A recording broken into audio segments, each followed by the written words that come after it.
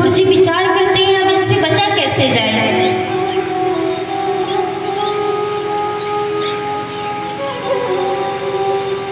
तो महाराज कुछ समय बाद ठाकुर जी कहते हैं, गोपी तुझे थोड़ी बहुत शर्म लगती है कि नहीं? गोपी ने कहा, अरे क्या हुआ? ठाकुर जी कहते हैं, देख सामने से तेरे ससुर जी चले आ रहे हैं और तुम मुख खोल करके चली जा रही है, लेकिन शर्म नहीं लगती तुझे? गोपी जैसे ही इतना सुनती है महाराज, एक हाथ का घूंघट कर लेती है। तब तक ठाकुर जी को गोपी के देवर सामने से आते हुए दिखाई पड़ जाते हैं। अब देवर विचार करने लगते हैं, आज तक भाभी जी ने मेरा हाथ कभी इस प्रकार से नहीं पकड़ा, कभी मुझे अपने साथ ऐसे कहीं नहीं ले गई। ठाकुर जी से पूछते हैं, लाला कहाँ जा रहे हो? इतने प्रेम से भाभी जी कहाँ पर लेकर जा रही हैं? ठाकुर जी कह रहे हैं, निमंत्रण पाने जा रही है, चलोगे? देवर कहता है कि मेरी भाभी तुम्हें निमंत्रण में ले जा रही है? आज तक मुझे तो प्रेम से ये भोजन नहीं कराई और तुम्हें निमंत्रण में ले जा रही है। ठाकुर जी कहते हैं, चलना हो तो तुम भी चलो। दौड़ करके पास में आ जाते हैं। ठाकुर जी ने कहा, लेकिन कुछ बोलना नहीं तुम? कहता है, ठीक है महाराज, नहीं बोलेंगे। अब ठाकुर जी गोपी से कहते हैं, गोपी देख, गोपी इस हाथ को पकड़ी थी, कहते हैं, देख गोपी मेरे इस हाथ में बड़े जोर की दर्द होने लगी, इतने जोर से तू पकड़ी है, मैं कहीं भागा थोड़ी न जा रहा हूँ। अच्छा एक काम कर, इस हाथ को छोड़ दे, ये वाला हाथ मेरा पकड़ ले।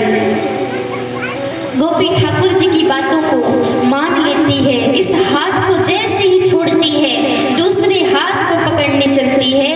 ठाकुर जी देवर के हाथ को गोपी के हाथ में पकड़ा देते हैं। स्वयं किसी तरह से दौड़ते हुए, भागते हुए, गिरते पड़ते गोपी से पहले नंद भवन में पहुंचते हैं, अपने कक्ष में जाकर के विश्राम करने लगते हैं। गोपी नंद भवन में पहुंचती है, जोर जोर से आवाज लगाती है, अरे मैया कहाँ हो? बाहर आओ। मैया बाहर आती है, कहती है, देख मैया, आज तेरे घर पर कोई गीत गाने नहीं आए हैं, कोई शुभ कार्य करने नहीं आए हैं। आज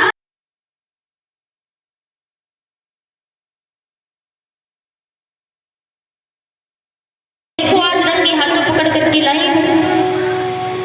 मैया मन ही मन हंस रही हैं। कहती है, गोपी घर से भाग वांग खा के चली थी क्या?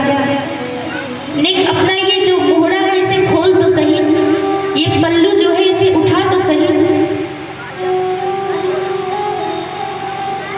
जैसे ही गोपी घूंघट को उठाती है, हाथ में देवर के हाथ को पाती है, जोर का चांटा लगाती है। महाराज, अरे तू कहां से आ गया?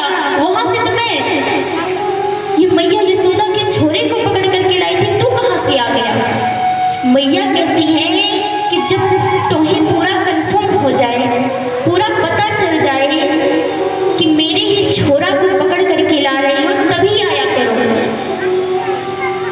इतना ज्यादा तुम सबके भीतर शक बैठ गया है कि अपने ही घर वालों को मेरा लाला समझ ले रही हो। गोपी क्रोध में आ जाती है, तू कहां से आ गया? कहां गए ठाकुर जी, कहां गए? विचार करने लगती है। अब महाराज वो देवर विचार करने लगता है, अच्छा भंडारा खाने आए थे, सोचे थे वहां से सोच के तो चले थे, बढ़िया आज रबड़ी खाने को मिलेगी, बढ़िया माखन खाने को मिलेगा, यहाँ तो जोड़ के चाटने पड़ रहे हैं। मैया ठाकुर जी को आवाज लगाती है। ठाकुर जी अपने कच्छ से आंखों को मींचते हुए आते हैं। महाराज, हाँ मैया, मैं तो सो रहा था। क्या हुआ, आपने मुझे आवाज लगाया? मैया कहती है, देख ले गोपी, मेरा लाला अपने कच्छ में आराम कर रहा था और तुम मेरे लाला को सोने भी नहीं दे रही है। डांटने लगती है। महाराज कहती है, आज के बाद मेरे घर में दिखाई भी मत पड़ जाना, मेरे लाला की नींद को खराब कर दे रही है। महाराज गोपियां परेशान हो जाती हैं। गोपी और आती है। ठाकुर जी कहते हैं देख ले मैया, ये जितनी भी गोपियां हैं हर वक्त आपसे झूठ बोलती हैं। देख मैया, मैं चोरी नहीं करता, मैं चोर नहीं हूँ। आज तुम्हें यकीन हो गए होगा ना। मैया कहती है लाला, मैं जानती हूँ तू चोरी नहीं करता। तब तक एक गोपी आती है महाराज, कहती है मैया देख, जिस घर में गाय गोरस है वो घर तो परेशान ही रहता है तुम्हारे छोरे से। जिस घर में ना तो गैया है ना ही गोरस है वो घर भी परेशान रहता है। मैया कहती है गोपी अब तू भी बता दे, तुझे क्या बताना है। गोपी कहती है देख मैया, एक दिन तेरा लाला मेरे घर पे आता है, चारों तरफ मटकी को देखता है। जब कहीं भी मटका नहीं दिखाई पड़ता है, मैया मेरे घर में मटका कैसे दिखाई पड़ेगा। मेरे घर में जब गैया ही नहीं है तो गोरस कहाँ से आएगा। मटका नहीं दिखाई पड़ता तो सर्वप्रथम तो ये हजारन गाली सुनाता है, जे राम ये घर है कि मरघट है। इस घर में तो माखन भी नहीं खाने को मिल रहा। पहले तो ये गाली सुनाता है, उसके बाद जब चारों तरफ माट मटका नहीं मिलता तो इसकी नजर मेरी छोटी वाली लाली के ऊपर जाती है। मेरी लाली सो रही थी, ये लाली के पास में जाता है, उसकी चुटिया को पकड़ता है, चुटिया को पकड़ करके खटिया की पटिया में बांध देता है। कान के पास में जोर से जाकर कहता है हौवा। हौवा का नाम सुनते ही महाराज मेरी लाली डर जाती है। इतना कह करके तुम्हारा लाला भाग आता है, किंतु डर के मारे मेरी लाली जैसे ही अपने बिस्तर से उठती है महाराज, उसकी चोटी खिंच जाती है, दर्द होने लगता है, चीख पड़ती है मैया हौवा ने पकड़ लियो, हौवा ने पकड़ लियो। मैं जब आती हूँ देखती हूँ तो तुम्हारा छोरा खिड़की से कूद रहा था। तब मैंने अपनी लाली को समझाया कि देख लाली, कोई हौवा हुआ नहीं है।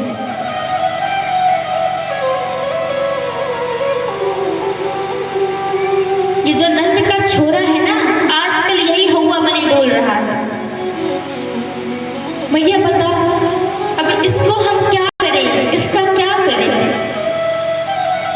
गोपी कहती है मैया तेरा लाला बड़ो तंग करे हम समझ को। मैया कहती है ऐसा कर गोपी, पहली बात तो मेरा लाला चोरी नहीं करता, मैं इस बात को मानूंगी नहीं। और यदि मेरा लाला चोरी करता है तो तुम्हारे घर जब वो जाता है तुम्हें पता है, तो ऐसा किया करो उसे माखन ला करके पहले ही खिला दिया करो, वो चोरी नहीं करेगा।